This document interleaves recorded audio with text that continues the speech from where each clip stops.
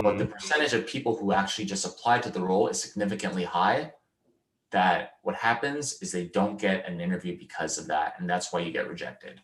So that's a little sneak peek and secret sauce that we always talk about in Wonsulting, our Wonsulting 4 tiers of the application process.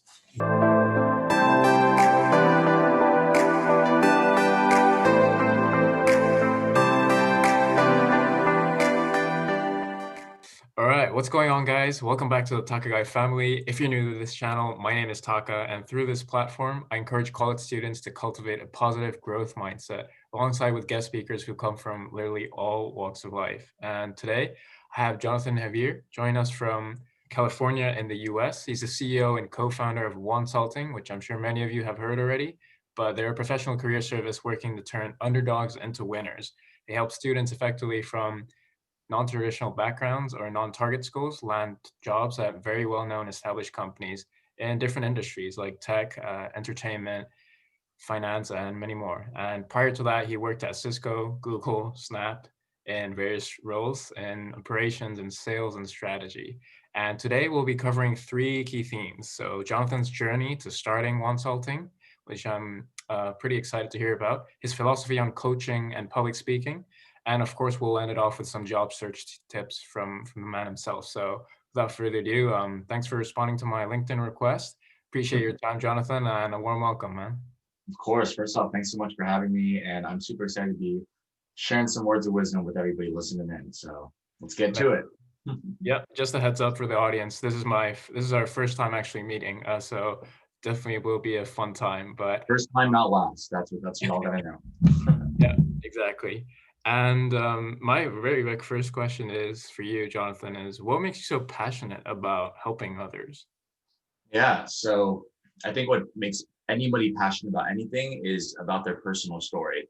So for me, I'm super passionate about helping others because I just want everybody to be successful in any walks of life.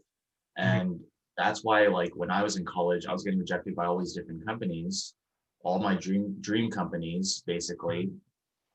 And I thought that it was something about me, but it was just because I was applying to different roles and simply not networking. Mhm. So that's why I was like, okay, like there has to be an easier way to get into your career rather than just simply clicking the apply button. So what I've been doing nowadays is teaching a lot of people how to utilize LinkedIn and other different unconventional methods in order for them to get into their career so they can turn from underdogs into winners.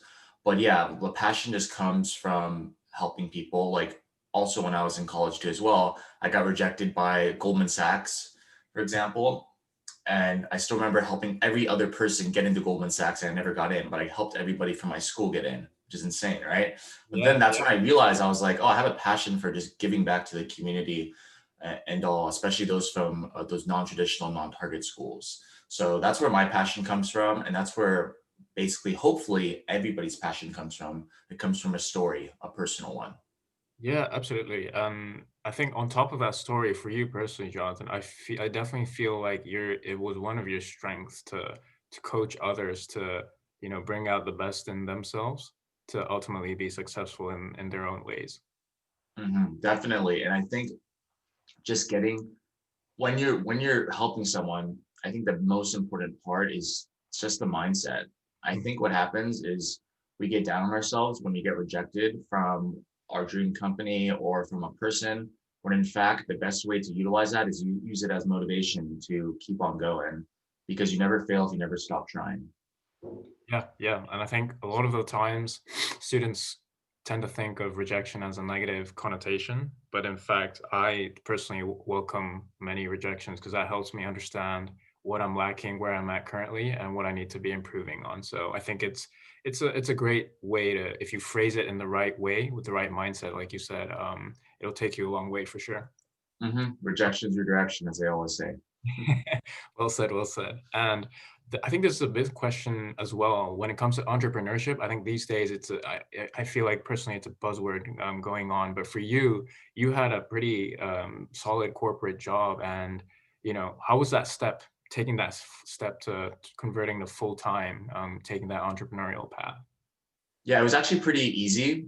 Okay. Reason being is because in the beginning, like when I first started in corporate, my goal was to basically be an entrepreneur at the end of the day. Mhm. So my idea was to stay at different companies for around a year or over a year and try to learn in regards to how they operate, how they're successful. So I was basically kind of an entrepreneur. And so I basically took all the teachings that I learned specifically from these companies and applied it to Wonsulting, and then also taught other people to as well. How do you utilize the strategies in order for you to get into your career? But yeah, it was very simple, a simple decision because when I was at Cisco, I was only going to stay there for like a year. Mhm. And what happened was our team actually got affected by the COVID-19 layoffs uh, Oh, in February. So okay. I was actually kept on the team until July, which was literally the time I wanted to basically leave. And it was perfect timing. So I think everything just came full circle because people were like, hey, Jonathan, you should come back. Like we have these positions open. And I was like, no, I'm just going to go pursue consulting full time and see how it goes. Right. So for anybody who's trying to make the leap, make sure to, for example, like what I always say is I actually recommend working in a successful company that is tailored towards whatever you're trying to build because you can learn from them and implement it into your own company. I think why some startups fail or some entrepreneurs fail in quotations is because they don't have a strict path in regards to how they operate and how they create things. But if you learn from other people, that's how you're able to be successful and scalable. So yeah, but all in all, it was an easy decision because it was just something I loved doing every single day, regardless of compensation. Like I honestly just help most people for free all the time on LinkedIn and different platforms like TikTok and Instagram. So Yeah, yeah. And when we talk about free, I think Jonathan's actually he really when he says it, he means it. I mean, this whole thing, I simply reached out. I'm literally taking 30 minutes of his life, even though he's a busy man. But I think it's going to be great for the students who are listening. And for you, do you really read through all the LinkedIn messages? Because I'm sure you get a bunch, no? okay, like I have so many LinkedIn messages. I probably have over 300 plus in my inbox right now. I actually just did a video on it today. And like I feel so bad because I literally try to respond to every single person. I will make a conscious effort to do so, but it just takes up a lot of time, which Right. is fine. But I believe personally that if someone sends you a message, that you should at least give a response back, Mm. whether it's for example, response in regards to some advice or just a simple thank you.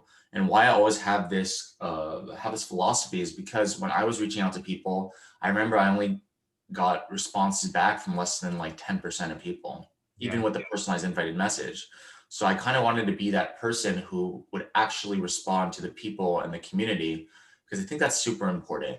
I was talking to some friends over before too, and they talk about in regards to that they don't respond to their messages. And I think it's just super important to do so because if you want people to continuously support you and also you get feedback for your videos and for your content and ideas, that's Right. what your community is for. They're the ones who uplift your company and business.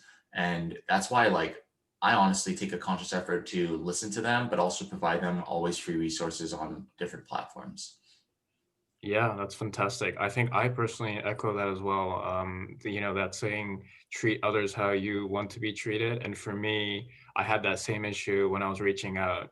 10% was probably a high number for me. Most of the time, I didn't get a response. And now thinking back, when I am getting reached out by different students, I wanted to be that person where I would definitely give a response, no matter how busy I am or whatever. So I think that's a great point you mentioned. Mhm. And moving forward, right? Looking at Wonsulting, how do you see this business scaling? Because when it comes to coaching, um, it's a lot of you're kind of exchanging time with money in a sense. Great question. I'm actually trying to get out of services. Like I personally like don't even people call me a career coach. Like honestly, I don't like the buzzword. So I Yeah, don't really consider myself a career coach. I just consider myself like I guess an advisor in regards to like advice. But right. yeah, I'm trying to delve away from services because I love doing it. I love helping people one-on-one, but I think that it's like you said, it's not scalable because the time, right? The time that you have to take specifically in regards to doing a service is taking away from other things that you could do. I Right. think what happens though for services, just to give a quick context, is that like everybody we work with, like I will ensure and our team will ensure you get a job, because that's what I personally believe. Like if anybody listening to this, if you sign up for any service, whether it's I don't like whether it's Wonsulting, whether it's another ones, Mhm. outcome of it should be a job. Like if it's for careers. Because Mhm. I get people all the time that reach out to me and they're like, hey Jonathan, I signed up for this other person, I didn't get a job. Now I'm reaching out to you. And I feel so bad because like you should be like guiding that person to get a job. Like that's the point. Right. All right. So sorry, that's a little vent because I've been seeing this consistently, especially in the new year. I've been getting a lot of different clients and different things. So, but Right. yeah, I'm trying to delve away from it. And basically, we're working on some programs that are going to be launched in the next few weeks to kind of. It'll be really cool. Everyone will see it. It'll probably be dropped on my birthday on January 20th. I know today's January 7th, so in 2 weeks.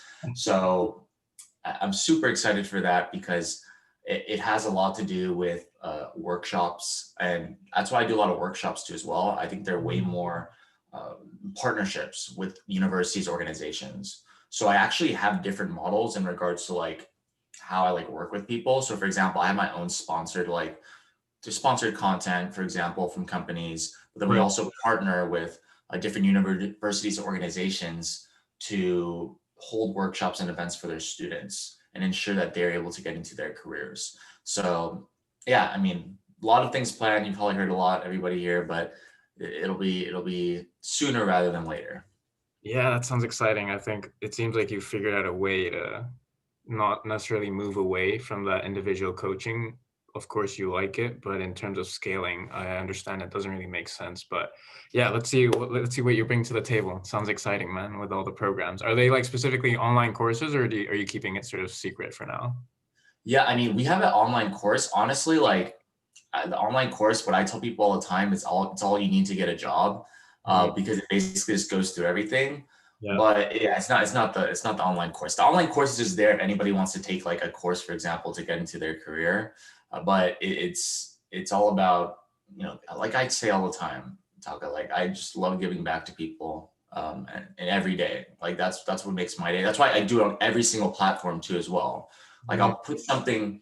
I'll have a topic for whatever it is, and then I'll put it on every platform so people can stay up to date with it. But then also, I realize that, and you probably notice this too, not everyone's going to get your content on every platform. So, Mm. like, for example, I was super big on LinkedIn and got like over 80,000 followers Yeah. in the year. And then I realized that not all my followers are getting my content. So then I structured it where I put it on Instagram, and then I also put it on TikTok. Right. And Yeah. then basically now everybody's like, oh, Jonathan just posted. He probably posted on LinkedIn too. So they all go to all the different platforms. See what I mean? Yeah. So, but yeah, that's a lot of the things that I love doing for others. That's dope. That's dope. Sounds like you're doing the Gary V content strategy approach. But Gary be the man. Yeah. indeed, very inspirational. Like yourself. I want to talk a little bit about coaching now. When I'm sure you still do a little bit, a good chunk, but what's your philosophy on coaching particular individuals? Yeah. So I think that an individual is successful in their job search Hmm. if their mindset is right. So the ones that I always see that are successful are the ones who actually take actionable steps in order to get into their career. So they won't just talk to me about it. They'll actually utilize the different strategies that I teach them and Hmm. then go through with it. So that's one part. The other part is specifically their support system, who they surround themselves with. I think it's very important to surround yourself with people who are like-minded, like you, Hmm. but are also people who you aspire to be, because then you'll be more motivated to get to that point. And why Right. I say this is because in college, my first year, I was very complacent because of the people that I associated with. But then Hmm. I changed that and I started associating with people that I wanted to be just like, right? So that's the second part. And then the third part is just never giving up. I think what happens is we get defeated when we get a rejection or we get a decline from a company. Hmm. The thing is, what I tell myself all the time when that happened before, I would be like, wow, this would be a great story to tell in the future, especially to my kids. I always say that because literally I talk about it on LinkedIn. I talk about rejections. I talked about it and talk about it in different YouTube series and podcasts because I want people to realize that success is never linear. It's never a straight path. And you have to go through different obstacles in order for you to get to where you want to be. And if anybody tells you otherwise, that's not true. Unless your uncle is a part of McKinsey. Something, you know? Yeah. Yeah. That's crazy. I love the way you frame the idea that you can tell a story to your children. That's a whole new level of thinking. I never thought of it from a generation perspective, but yeah, definitely agree. It's a process in the end, and I think being able to accept that you're not going to be going in a straight line, and just being aware of that is already going to allow you to help navigate your career search, particularly, and just in life in general, I'd say. And yeah, so when you talk to different, and when you host different workshops, right, and over time your public speaking skills, I'm sure, has improved. Mhm. How did you personally develop them? Were you consciously figuring out particular ways to improve your public speaking skills? Yeah. So I honestly was an introvert at first. I didn't like public speaking, Yeah. and I just didn't like it. So, but I kept practicing. Like practice makes perfect, everybody. Like literally small baby steps to get to where you want to be. So what Mhm. I did was I just would put myself out there, and I would have events, and people would always ask for volunteers, and it'd be like me. And I didn't even know why I wanted to get into it, but I just did it. And then how I actually started was going to events and actually asking questions. And why I'm saying this is because you'll notice, especially for career fairs, for networking events, when people ask, does anybody have any questions? Nobody says anything. Yeah. So I made a conscious effort to be the one person who always asked questions. Literally, I always asked the questions at the end, and nobody else would ask the questions. But the thing is that's what helped me stand out and actually get me out of my comfort zone. So Mhm. then when I went to doing like public speaking, like I've spoken at now, like LinkedIn HQ, I spoke at one of their offsites. I've Uh, spoken at like Google, like 2 talks at Google when I was working at the company. What else? A TEDx for EA, for Microsoft, all these different ones. Yeah, it didn't just come like it didn't just happen overnight. It just happened with practice. And also too as well, everybody, like if you're doing events, public speaking events, post about it. Why I say this is because like most of my speaking engagements, 95% of them, I've never reached out for them. I usually don't reach out. It's usually them reaching out to me, but that's what we call reactive right. opportunities. Right? Hmm. The same about recruiting. That's why I tell people make LinkedIn content, because reactive opportunities and reactive recruiting will happen to you instead of you always having to seek opportunities. But yeah, that's what I would say about public speaking. So if anybody wants to get into it, definitely practice, put yourself out there, volunteer for things that you aren't comfortable with. Like if someone literally says, "Does anyone want to volunteer?" Literally raise your hand for no reason, and that's going to get you out of your comfort zone. And even if you're nervous, it's totally fine. Just say, "Oh, I'm nervous." Say in the beginning, people will understand. Absolutely, yeah. I do want to emphasize that those reactive opportunities come from you being proactive upfront, and front loading yourself and investing the time and effort to, for example, develop your public speaking skills. And taking those small steps really helps you, get those reactive opportunities like Jonathan was mentioning. So I hope that everyone listening keeps that in mind. Exactly. Yeah, so we're almost there, Jonathan. But when it comes Sure. to some advices, right? General advices, what were some of the things that you wish you had known earlier in your career, let's say? Yeah, simply applying to roles is never going to cut it. And why I Mm. say this is because if you apply to different roles, everybody else is applying. And that's why it's very important to be utilizing your network in order for you to get into your career, especially coming from a non-target school and non-traditional background. Yeah. Always remember this, everybody. When you are trying to get into your career, everybody has a different path. Right. So I want to kind of, this is a little taboo topic that people talk about, but it's target versus non-target schools. Because target schools, like the Ivy Leagues of the world, they can simply go apply to different roles and get interviews because they go to a target school, and the company will come directly recruit from those schools. Hmm. However, the ones from non-target schools are the ones that companies do not come directly recruit. You have to network. So you can't simply just apply and expect an interview. It's very low. So what I say all the time in regards to networking is the key is, of course, not just applying, but you have to get recommended by hiring managers and hiring team members. I take it down to a 4-tier structure, which is the tier 4, which is applying to roles, Okay. which is what most people do. So let's just say we have someone at Cisco for business analyst. Let's say there's 1,000 plus people. It's probably more. Then it's tier 3, which is referral, but a Mhm. referral from just someone random at the company. So let's just say a software engineer refers a business analyst. Sure. It's probably like 100 people, let's just say. And then there's 2 other tiers that people don't know about, which is the tier 2 is the hiring team recommendation, where someone on that actual team recommends you. So let's just say it's a business analyst on the go-to-market strategy and operations team, and you're going for that role, and they recommend you to the hiring manager. Mhm. Probably like 3 people get recommended. And then Nice. lastly, the actual hiring manager, the person who actually has a decision to hire you, probably like 1 person, 2. How many people do you think they're hiring? Let's just say 5. Mhm. If you were a recruiter, what would you look at first? The tier 1 and tier 2, or the tier 3 and tier 4? So what happens is the recruiter should be looking at the tier 1 and tier 2. There's 5 people in there. Imagine they fill 4 roles. Now there's only 1 role left for the 1,100 people who've simply applied and got referred. See what I mean? That Right. is why the percentage of people getting to companies is significantly low, not because the company is hard to get into. Sometimes it is, but the Mhm. percentage of people who actually just apply to the role is significantly high. That what happens is they don't get an interview because of that, and that's why you get rejected. So that's a little sneak peek and secret sauce that we always talk about in Wonsulting, our Wonsulting 4 tiers of the application process.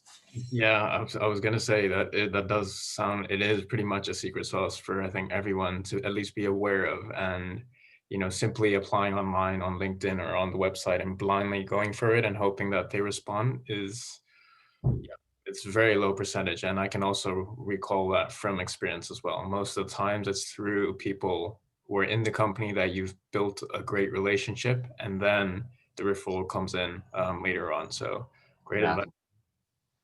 So I think the last thing to end it off would be, right now LinkedIn is a big part, and I feel like it is getting a bit saturated. In the future, what do you think the next, let's say, recruiting platform is going to be? good question. It is getting a little saturated.